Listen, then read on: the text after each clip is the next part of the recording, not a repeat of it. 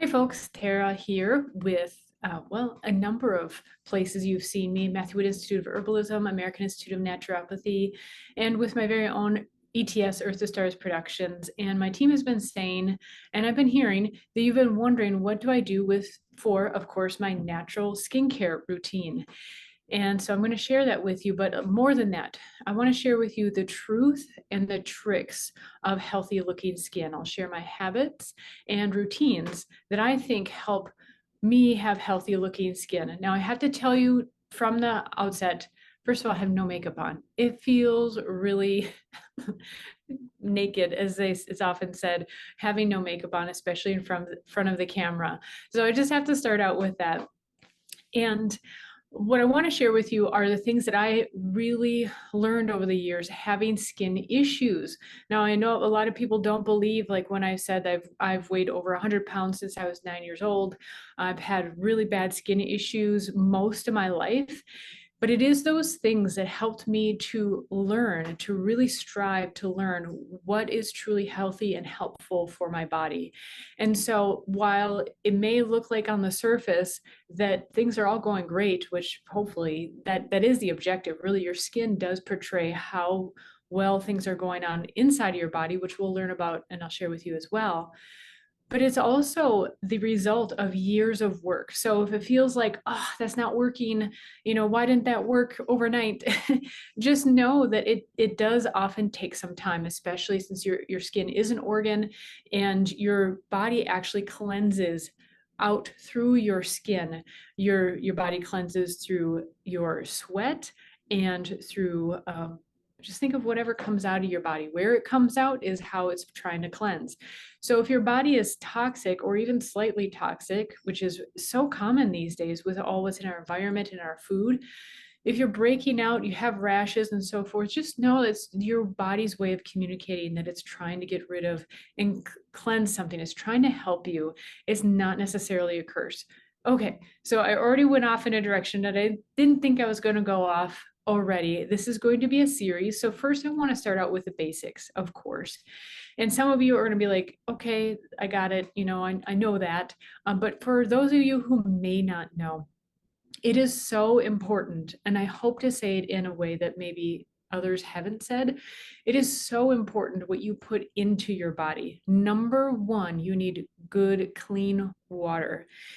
And that is so important because the analogy that how I like to explain this is, imagine you're washing your floor, whether you use a sponge, a mop, a rag, whatever you're using. Typically, right, you have a bucket of water there and you rinse out the sponge or the mop or the rag. And imagine if you only had a little bit of water. You had a big floor to clean, it was really dirty or even moderately dirty, and you only had a little bit of water in that bucket. Well, you're not going to cleanse your rag or your sponge very well, are you? You're basically going to get a little bit more wet, maybe exchange a little bit of water, but eventually that bucket is going to be really dirty water and you're not even really going to be cleaning that much. So that's my analogy, that if you're not giving your body enough water, it can't actually cleanse out what it needs to, and it will try and but it just, obviously without enough water, it won't be able to clear out as much.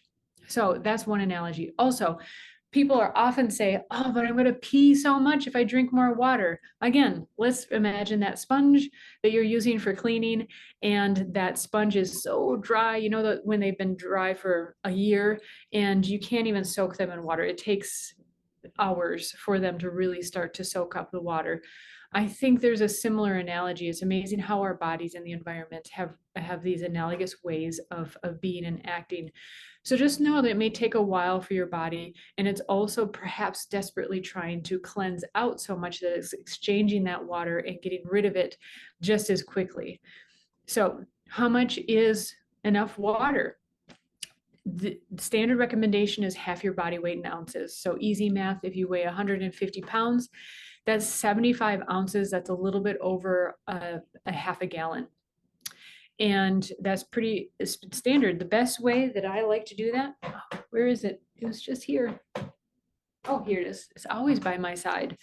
Is a water. This is BPA free. I also like to use glass typically when I'm at home too, or even just a simple quart jar is a good way to do this. I fill up for my size. 2 of these is just about enough. So I know if I put 2 of these on the counter in the morning and I drink them by the end of the day and have a little bit more like kind of to sip overnight, then I'm good. And I can totally notice the difference in my overall body and health. I don't think I need to go too far on that. We've heard this over and over again. What is good, healthy, clean water? If you're unsure about that, comment below and I'd be happy to explain that more either in the comments or in another video. Also, similarly, what you put into your body, the food that you put into your body, the beverages that you put into your body can really make a difference on your skin.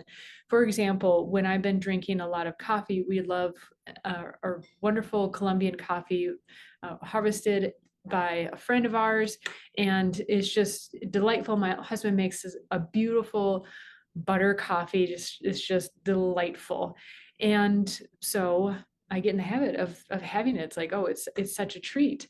And I can see after a while that, my skin might look a little bit drier, or this is something really interesting to watch, is that your skin might change color a little bit based upon what you're eating. And I'm not talking about like Charlie and the Chocolate Factory and the Blueberry Boy, that kind of thing, but you'll notice slight changes, which is really interesting. It's similar for tea. If I'm drinking a lot darker teas during that time, I'll see that as well. It definitely goes for food. And the more fresh, raw food in the sense of like salads, fresh fruits and vegetables, you'll certainly see that on your skin. It can be like a night and day difference, and it can take a while. Similarly, your body has to cleanse. It has to go through layers of processing, work from its inside, the inside out. So again, if it doesn't happen overnight, be patient. It may be weeks, and it's well worth the time and the wait.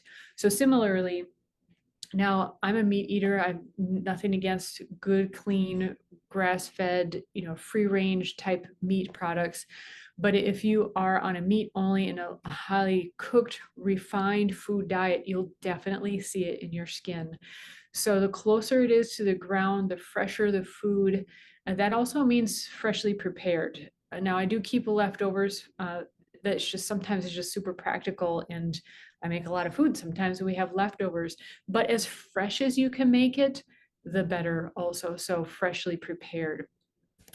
Now, there's lots to say about how to maintain healthy looking skin. And here's a hint also, unless it's a bunch of makeup, healthy looking skin is a sign of health. And in our next video, I'm going to talk about some tips and tricks that you might not know, what you can help your skin look healthier sooner. And then also later I'll get into my actual skincare, makeup that are good, healthy products that are not only good for your body, but I think show up really well for a lot of people. I came upon these products, by the way, because underneath this, I just have moisturizer on right now. I've cleansed my skin to have moisturizer. But my whole life I've had flaky skin. My skin would be dry and flake very easily. So I needed to find a makeup that really blended very well. For so long, for years, I spent so much money trying to find something that would actually blend well and would not emphasize the flakes. So I will get into that as well. So I have a series planned out, but I will also be monitoring your comments and questions. So please leave them below. Make sure to like and subscribe, and I'm happy to make more specific content to answer your questions. We'll start with the basics and go from there. Sound good? Okay, see you later.